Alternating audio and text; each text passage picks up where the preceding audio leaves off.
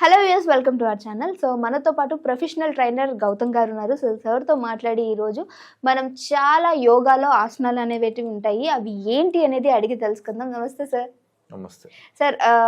Professional అనగానే చాలా వరకు ఏంటంటే యోగాలో చాలా తెలుసుకోవాల్సినవి ఉంటాయి. కొంతమంది ఏంటంటే నిల్చొని చేసేవి అండ్ అలానే మ్యాట్ వేసుకుని కింద చేసేటువంటి ఉంటాయి. బట్ బ్రీతింగ్ ఎక్సర్సైజెస్లో అన్నీ చేయొచ్చా, అందరూ చేయొచ్చా, కూర్చొని చేయాలా, పడుకొని చేయాలా, నిల్చొని చేసావా, ఇలా చాలా క్వశ్చన్స్ ఉంటాయన్నమాట. సో ఈరోజు మన వాళ్ళు అందరు చేసే విధంగా సింపుల్గా ఏమైనా బ్రీతింగ్ ఎక్సర్సైజెస్ ఉన్నాయా చెప్పండి. నైస్ క్వశ్చన్ అడిగారు. సో మామూలుగా అందరూ యోగా అనగానే ఫిజికల్ మూమెంట్స్ లేదంటే ఆసనాలు, స్ట్రెచ్చింగ్స్, ఇంకా కొంతమంది సూర్య నమస్కారాస్ అని ఆఫ్లోనే ఉంటారు. ఈ బ్రీతింగ్స్ మీద లేదంటే ప్రాణాయామాల మీద అంత ఫోకస్ చేయరు. But it is a bridge.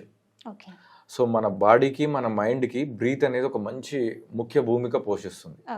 So ఎవరైతే ప్రాణాయామాల్ని సరిగ్గా ప్రాక్టీస్ చేస్తారో ఈ ఆసనాల కంటే కూడా ప్రాణాయామం చేసుకున్న, సింపుల్ బ్రీతింగ్ ఎక్సర్సైజ్ చేసుకున్నా కూడా 100 times ఎక్కువ బెనిఫిట్స్ ఉంటాయి. అయితే మళ్ళీ బ్రీతింగ్స్ అనగానే ఒక పద్ధతి ప్రకారం ఇట్లా పద్మాసనంలోనో, సుఖాసనంలోనో, లేదంటే కింద కూర్చోవడము, లేదంటే ఇలాంటి కొంచెం టర్మ్స్ అండ్ కండిషన్స్ని పబ్లిక్ మైండ్లోకి వస్తుంటాయి. అయితే ఇక్కడ తెలుసుకోవాల్సిన విషయం ఏంటంటే వాళ్ళు విన్నది నిజమే. అంటే ప్రాణాయామానికి గ్యారంటీ పద్ధతులు ఉంటాయి, కానీ అందులో నుంచి కొంచెం ఫ్లెక్సిబిలిటీ తీసుకొని మనం కుర్చీలో కూర్చొని కూడా చేసుకోవచ్చు. కుర్చీలో చూసుకుంటే ఇప్పుడు ఎగ్జాంపుల్ మోకాలు నొప్పులు ఉన్న వాళ్ళు కింద కూర్చోలేరు, బ్యాక్ పెయిన్ ఉన్న వాళ్ళు కింద కూర్చోలేరు, ఒక ఏజ్ తర్వాత పాపం కింద కూర్చోలేరు. అన్నిటికంటే మించి ఈవెన్ మనమైనా సరే ఆఫీస్ లో ఒక దగ్గర సిస్టమ్ ముందు వర్క్ చేస్తే మనం ఎక్కడంటే అక్కడ కూర్చొని బ్రీతింగ్స్ చేయలేము. ఇదొకటి. రెండో పాయింట్, ఇప్పుడు నేను చెప్పిన వాళ్ళందరికీ ఇప్పుడు నేను చెప్పబోయే ప్రాక్టీస్ లో కంపల్సరీ ఫాలో అవ్వాల్సిన విషయం ఏంటంటే empty stomach early morning, double ఈ. ఇందులో త్రిబుల్ ఈ కూడా యాడ్ అవుతుంది, ఈవినింగ్ కూడా. ఓకేనా? Empty stomach common. అయితే ఎర్లీ మార్నింగ్ చేసుకుంటారా, ఈవినింగ్ చేసుకుంటారా అనేది పబ్లిక్ చాయిస్. ఆప్షన్ ఉంటే 2 సార్లు చేసుకోవచ్చు. రెండో పాయింట్ ఏంటంటే వాళ్ళు ఈ ప్రాక్టీస్ చేసేటప్పుడు మన సరౌండింగ్స్లో పొల్యూషన్ లేకుండా ఉండడానికి చూసుకోవాలి. ఏదైనా పొల్యూషన్ ఉందనుకోండి, ఈవెన్ వంట మాడిపోతున్న ప్రాణాయం చేయొద్దు. ఇష్టం వచ్చినటువంటి అగరబత్తులు లాంటి అలాంటి ఇష్టం వచ్చినట్టున్నా, అంటే కొన్ని ఆర్గానిక్ న్యాచురల్ ఉంటే పర్వాలేదు, అలా కూడా చేయొద్దు. వాళ్ళు అనుకుంటారు. ఈవెన్ ఇంకా నమ్మలేని నిజం ఏంటంటే ఇష్టం వచ్చినట్టు ఏసీలు ఉన్నప్పుడు కూడా చేయొద్దు. అయినా సరే సమ్ ఎక్స్టెంట్ ఇట్స్ ఓకే. ఆఫీస్లో ఉంటాం, ఏం చేయండి అనుకంటే అది కొంచెం బెటరే, ఎందుకంటే ఇన్స్టెంట్గా మన మైండ్ మీద మంచి రిజల్ట్ ఉంటుంది ప్రాణాయం, కాబట్టి చేసుకోవచ్చు. But look after these things and coffee తాగో, టీ తాగో, లేకపోతే ఏదో ఒకటి తిన్న తర్వాత ఇవి చేయొద్దు, వాటికంటే ముందు చేయాలి. సో ఏం చేయాలి మరి ఈ ప్రాక్టీసెస్ ఏం చేయాలి? సో ప్రతి ఒక్కరు కామన్గా irrespective of the age and background, therapy ఏమి అసలు డాక్టర్లకు అడగకుండా, మిమ్మల్ని మీరు క్వశ్చన్ చేసుకోకుండా కంపల్సరీ గుడ్డిగా కళ్ళు మూసుకొని చేసే కొన్ని ప్రాక్టీసెస్ ఉంటాయి. సో నా 17 years ఎక్స్పీరియన్స్తో నేను యాజ్ అ యోగా ప్రొఫెషనల్గా చెప్పే విషయం ఏంటంటే రైట్ బ్రీతింగ్ టెక్నిక్ మనకు తెలియాలి. బ్రీతింగ్ టెక్నిక్ తెలుసుకోవడం తర్వాత విషయం, ముందు రైట్ గా బ్రీతింగ్ చేయడం ఎలా చేయాలి మనం చూద్దాం. సింపుల్ గా మన 2 చేతులు ఇట్లా పొట్ట మీద పెట్టుకోవాలి. పొట్ట మీద పెట్టుకున్న తర్వాత ఎల్బోస్ లో స్ట్రెయిన్ రావద్దు, జస్ట్ అట్లా సింపుల్ గా రిలాక్స్ గా ఉంచుకొని మనకు కుదిరినంత విధంగా బ్యాక్స్ ని స్ట్రైట్ గా ఉంచుకొని మీరు 24/7 బ్రీత్ ఇన్ బ్రీత్ అవుట్ చేస్తారు కదా, అది కామన్ కదా. ఈవెన్ 84 lakhs జీవరాశులు ప్రతి ఒక్కటి చేయాల్సిందే, లేకపోతే మన డెడ్ బాడీ అవుతాం. సో ఇక్కడ ఆ బ్రీత్ ఇన్ బ్రీత్ అవుట్ అనేది కరెక్ట్గా జరుగుతుందా లేదా అనేది ఫస్ట్ ప్రాక్టీస్. సో మీరు శ్వాస తీసుకున్నప్పుడు పొట్ట బెలూన్లో బయటకు రావాలి, శ్వాస వదులుతున్నప్పుడు పొట్ట లోపలికి వెళ్ళాలి. ఓకేనా? అయితే మీరందరూ ఇది వినక ముందు అసలు నిజంగానే అలానే జరుగుతుందా లేదా కళ్ళు మూసుకొని ఊహించుకోండి. ఓకేనా? సో నార్మల్గా మీరు శ్వాస తీసుకున్నప్పుడు ఏం జరుగుతుంది, పొట్ట ఎలా బిహేవ్ చేస్తుంది, శ్వాస వదులుతున్నప్పుడు పొట్ట ఎలా బిహేవ్ చేస్తుంది గమనించండి. అప్పుడు మీకు అర్థమైపోతుంది మీరు నిజంగానే రైట్గా చేస్తున్నారా, రాంగ్గా చేస్తున్నారా. సో రాంగ్గా ఇప్పటివరకు చేసినా it's okay, no problem, but let us do in a right way. ఆపోజిట్లో అనిపిస్తుంది. Most of the people especially IT related mind ద్వారా చాలా పని చేసే వాళ్ళకి అది తప్పు జరిగిపోతుంది. ఓకే. ఎందుకంటే మనం అంతా కూడా ఈ టైం చేంజ్ అయిపోయింది. ఇప్పుడు ఫుల్ శరీరంతో కష్టపడి చేసే జాబ్స్ కావు ఇవన్నీ. మనం most of the people mind వాడి టెక్నికల్ ఫీల్డ్లో ఉన్నాం.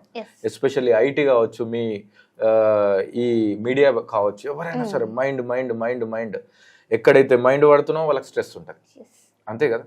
సో ఇక్కడ 2 చేతుల్ని పొట్ట మీద పెట్టుకొని అలా ప్రశాంతంగా కళ్ళు మూసి మీరు శ్వాస తీసుకుంటున్నప్పుడు పొట్ట బెలూన్లా బయటకు రావాలి.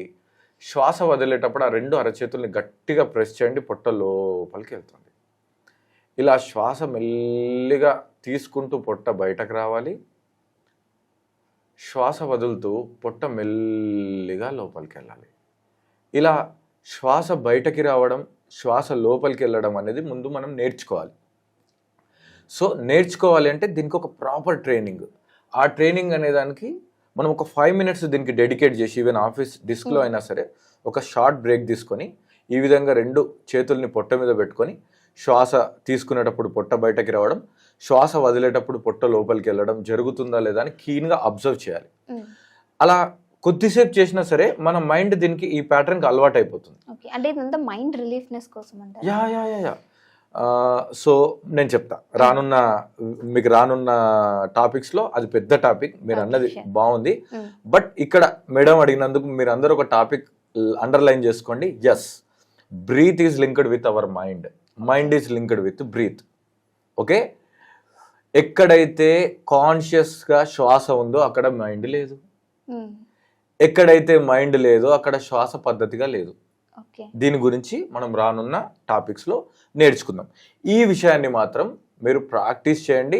వీలైతే వీడియోని ఇక్కడనే పాస్ చేసి ఒక 3 minutes ప్రాక్టీస్ చేసి మళ్ళీ ఆన్ చేయండి. ఎందుకంటే life is all about practice, not only theory. Especially in yoga, yoga is 99% practice, just 1% theory. మీరు నా వీడియోలు ఎంతనన్నా వినండి, మీకేం రాదు. ఒక్క 2 నిమిషాలు ప్రాక్టీస్ చేయండి, అన్నీ వచ్చేస్తాయి. సో ఇప్పుడు మనం చేద్దాం. కళ్ళు మూసుకోండి. మీరు కూడా కళ్ళు మూసుకోండి. Just close your eyes.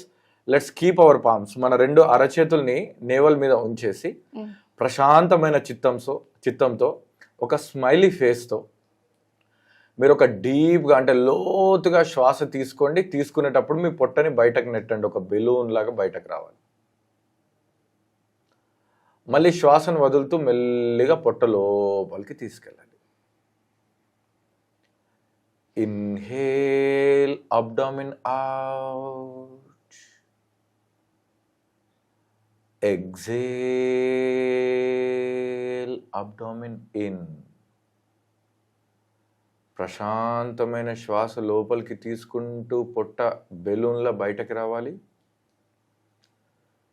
శ్వాస వదులుతూ పొట్ట కంప్లీట్గా లోపలికి వెళ్ళాలి. ఈ విధంగా అరచేతుల సహాయంతో 3 నిమిషాల నుంచి 5 నిమిషాల వరకు, especially whenever you are in your office, ఆ టైమర్ ఆన్ చేసుకుంటూ ఒక 5 నిమిషాలు చేయండి. ఎందుకంటే మీరు ఎక్కువసేపట్లో చేతులు పెడితే మీరు చేయలేరు. అయితే మీకు తెలియాల్సిన విషయం ఏంటంటే 5 నిమిషాల తర్వాత మీ ఆఫీస్లో వర్క్ చేసుకుంటూ కూడా అది కంటిన్యూ చేయొచ్చు. ఎలాగో మనం బ్రీత్ ఇన్ బ్రీత్ అవుట్ చేస్తాం. జస్ట్ ఒక మీ అటెన్షన్ని ఆ పొట్ట మీద, బ్రీత్ మీద పెట్టి ఉంచండి, అది జరిగిపోతుంది. ఇది ఫస్ట్ టెక్నిక్. సో నేను 2 టెక్నిక్స్ చెప్పాను. ఇది ఫస్ట్ టెక్నిక్. సో ఇందులో మనకు ఆల్రెడీ సెట్ అయిపోయింది. ఇప్పుడు చేతులు అవసరం లే, సేమ్ ప్రాక్టీసే. ఇందులో చేతులు అవసరం లే. ఇప్పుడు ఏం చేయాలి? దీనికి కళ్ళు మూసుకొని స్టార్ట్ చేయాలి. కళ్ళు తెరిస్తే అంత క్వాలిటీగా రాదు. సో కళ్ళు మూసుకొని శ్వాస లోపలికి తీసుకుంటూ 4 seconds, శ్వాస బయటకు వదులుతూ 4 seconds. సో ఇక్కడ స్పెషల్గా 4 seconds అంటే మళ్ళీ టైం మీద ఆ స్పెసిఫిక్ మెజర్మెంట్స్ అవసరం లే. శ్వాస తీసుకున్నంతసేపు మెంటల్గా 1 2 3 4 అనుకోండి. శ్వాస వదులుతున్నప్పుడు మెంటల్గా 1 2 3 4 అనుకోండి. మనం ఇంకా జస్ట్ ఫౌండేషన్ ఆఫ్ బ్రీతింగ్లోనే ఉన్నాం. బేసిక్గా రైట్ బ్రీతింగ్ చేస్తున్నాం. ఈ 1 2 3 4 ఇన్హలేషన్, 1 2 3 4 ఎగ్జలేషన్ జరిగేటప్పుడు సేమ్ రూల్. శ్వాస ఇన్హలేషన్లో పొట్ట బయటకు రావాలి, ఎగ్జలేషన్లో పొట్ట లోపలికి వెళ్ళాలి. ప్రయత్నం చేద్దామా? Now just close your eyes. ఇప్పుడు మీ పాత బ్రీత్ అంతా ఒకసారి ఎగ్జేల్ చేయండి. ప్రశాంతంగా, చాలా కూల్గా ఉండాలి. మన మైండ్లో ఇంకా ఎలాంటి ఎక్స్పెక్టేషన్స్, జడ్జిమెంట్స్ ఏముండొద్దు. చాలా ప్రశాంతంగా ఉండాలి. రైట్. ఇప్పుడు శ్వాస తీసుకుంటూ మనస్సులో నేను కౌంట్ చేస్తున్నాను, 1 2 3 4. ఇప్పుడు శ్వాస వదలండి. 1 2 3 4. మళ్ళీ శ్వాస తీసుకోండి. 1 2 3 4. ఇప్పుడు శ్వాస వదలండి. 1 2 3 4. శ్వాస తీసుకోండి. 1 2 3 4. శ్వాస వదలండి. 1 2 3 4. మళ్ళీ శ్వాస తీసుకోండి. 1 2 3 4. శ్వాస వదలండి. 1 2 3 4. అలానే కంటిన్యూ చేయాలి. ఓకే. సో సార్ ఎన్నిసార్లు చేయాలి డౌట్ వస్తుంది. 21 టైమ్స్ చేయాలి. ఎక్కువ టైం పట్టదు. 8 సెకండ్స్కి ఒక ప్రాక్టీస్ అవుతుంది కదా ఇన్హేల్ ఎక్సెల్. 21 టైమ్స్ చేయడానికి ఎంత పడుతుంది మీరే క్యాలిక్యులేట్ చేసుకోండి. అంటే ఇది చేయడం వల్ల మన బ్రీతింగ్ కెపాసిటీ కూడా పెరుగుతుంది. మనము ఏదైతే ఇప్పుడు చేసామో బేసిక్ ప్రాక్టీస్. సో దీనికి ఎలాంటి కాంట్రా ఇండికేషన్ లేదు. మళ్ళీ మీరు కన్ఫ్యూజ్ అయ్యి కింద కామెంట్ బాక్స్లో వాళ్ళు చేయొచ్చా వీళ్ళు చేయొచ్చా అని పాపం కన్ఫ్యూజ్ అవుతారు. సో ఇది 99 ఇయర్స్ ఉన్న ముసలి వాళ్ళు కూడా చేయొచ్చు. ఎందుకు? మనం 4 సెకండ్లు గాలి తీసుకోవడం 4 సెకండ్లు వదలడం అనేది కామన్. నేను ఇంకా దీంట్లో హోల్డింగ్ యాడ్ చేయలేదు, ఇంకేం యాడ్ చేయలేదు. సో ఇది అందరూ చేసుకోవచ్చు. మీరు చేసి మీకు ఎలా అనిపించిందో కామెంట్ రూపంలో తెలియజేయండి. తర్వాత ఏంటంటే ఎవరికైతే ఓపిక లేదు అని అనుకుంటున్నారో, ఇప్పుడు పెద్ద సమస్య కదా. సో ఒకానొక టైంలో 3 గంటల సినిమా దూరదర్శన్లో 5 గంటలు వచ్చేది, అడ్వర్టైజెస్ అన్నీ వచ్చి. అయినా మనం చూసాం అడ్వర్టైజ్లు అవన్నీ చూసుకుంటే ఎంత ఓపిక ఉండేది, ఒకటే ఛానల్. బట్ ఇప్పుడు ఏమైపోయింది, అన్ని ఆప్షన్స్ పెరిగిపోయినాయి, ఇన్స్టాగ్రామ్, ఫేస్బుక్, యూట్యూబ్. బట్ ఆ 30 సెకండ్స్ రీల్ షార్ట్ని చూసే ఓపిక కూడా లేదు. అది చాలా డేంజర్. మీ కాన్సన్ట్రేషన్ అనేది ఉండాలి అంటే ఓపిక ఉండాలి. ఈ ప్రాక్టీస్ చేస్తే ఓపిక పెరిగిపోతుంది. Okay, thank you so much అండి, చాలా చక్కటి ఇన్ఫర్మేషన్ ఇచ్చారు. థ్యాంక్ యూ అండి.